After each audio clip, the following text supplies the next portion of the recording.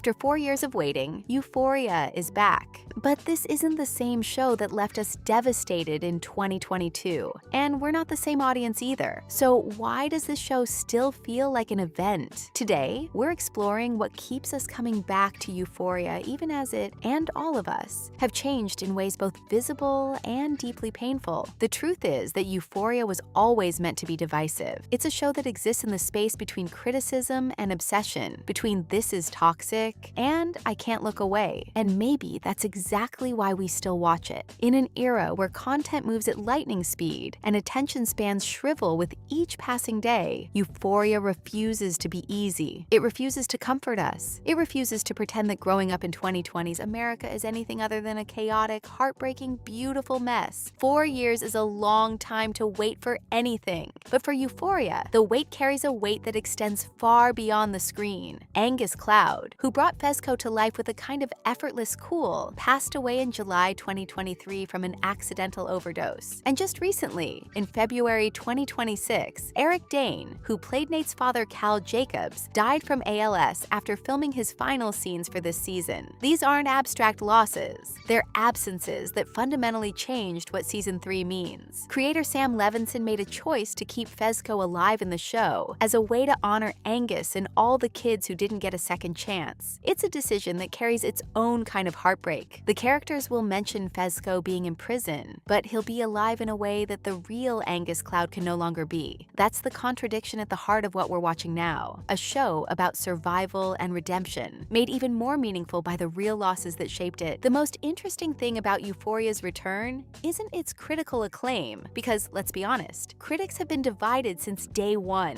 It's the gap between what the show is criticized for and why audiences keep showing up anyway. From the beginning, Euphoria has been accused of glamorizing drugs, romanticizing trauma, and prioritizing shock value over substance. These aren't baseless critiques. Early reviews of Season 3 describe it as packed with provocative imagery, nudity, drug use, bodily fluids, used in ways that critics argue reduce characters to bodies for debasement rather than storytelling. But here's what's fascinating. Even knowing all of this, millions of people are watching tonight, and the conversation has shifted. Audiences are no longer just asking if something is shocking. They're asking why it matters. Viewers we spoke to said they prefer more character development over gasps, more focus on the why behind choices, rather than escalation for its own sake. The shock value that once drove conversation now has to justify itself. It can't just be spectacle anymore. If there's one reason Euphoria has survived this long, it's Zendaya. Not to diminish the incredible ensemble cast: Sydney Sweeney, Jacob Elordi, Alexa Demi, Hunter Schafer, and yes, Angus Cloud have all delivered career-defining performances. But Zendaya carries this show in a way that's almost unfair. She is Rue Bennett, and Rue is the emotional center that holds everything together. What makes Zendaya's performance remarkable is its restraint. Rue could be played as a dramatic, chaotic mess, and in some ways, she is. But Zendaya brings a kind of stillness to the role, a detachment that makes the moments when Rue breaks down infinitely more powerful. When she cries, it feels earned. When she lies, you feel the weight of each deception. She's playing someone who's slowly losing control while trying to convince everyone, including herself, that she's fine. That's an incredibly difficult balance, and Zendaya walks that tightrope with precision. What's also impossible to ignore is how much has changed for these actors off-screen. Jacob Elordi is now an Oscar nominee for Guillermo del Toro's Frankenstein. Sydney Sweeney has become a mainstream star through White Lotus, Anyone But You, and The Housemaid. Zendaya is a bankable Hollywood star, alternating between MCU films, Dune, and other major projects. These actors are no longer hungry newcomers. They're established stars with leverage and choices. And that shift matters because it means they're likely more selective about what they're willing to do on camera, which actually might push the show toward more meaningful storytelling. One crucial change: Season 3 features a 5-year time jump. The characters are no longer high schoolers. They're in their 20s, wrestling with faith, redemption, and what comes after survival. Rue is being interrogated in Mexico after working with drug dealers. Cassie and Nate are married. The trailer shows them grappling with adult consequences rather than adolescent chaos. This shift might actually matter more than any shock value could, because watching characters grow up, or fail to, carries a different kind of weight. The than watching them destroy themselves in real time. The show no longer has the "but they're kids" excuse. These are adults making choices, and the weight of those choices will feel different now. The reason we still watch Euphoria in 2026 is the same reason we watched it in 2019, because it tells a story that feels urgently true, even when it's not literally realistic. It captures something about trauma, addiction, identity, and the desperate search for connection that other shows are too afraid to touch. The addiction cycles, the identity confusion, the ways we hurt people we love in order to survive. These are feelings that matter. So yes, we're still watching Euphoria in 2026, not because it's perfect, but because it matters. Not because shock can surprise us anymore, but because meaning still can. This is Ladies First, watching women in movies. Here, we empower women by reviewing and discussing films that highlight their stories, struggles, and achievements. Don't forget to like, subscribe, and share your thoughts in the comments.